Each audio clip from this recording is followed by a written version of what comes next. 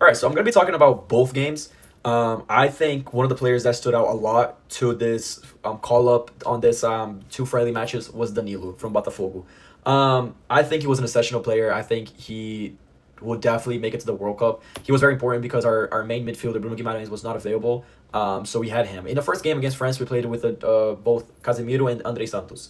I like both players a lot, but both are very defensive. So that the middle looked very lost. There was no function. It wasn't functioning in the midfield because both played more back. They both play more defensively. While Danilo is a different story. Danilo likes to he is the one that prepares and kind of orchestrate the whole entire game.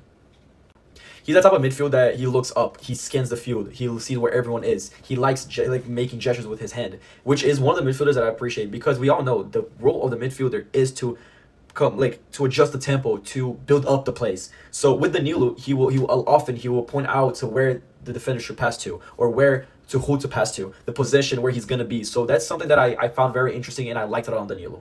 And I think it was a great match with Casemiro because Casemiro could stay a little bit more behind and Danilo make the plays. I still think on the game against Croatia we looked a little bit confused and a little bit we didn't look smooth on the transitions that we would have had if we had Bruno Guimarães because Bruno Guimarães is the type of person to pass off and have that good transitions.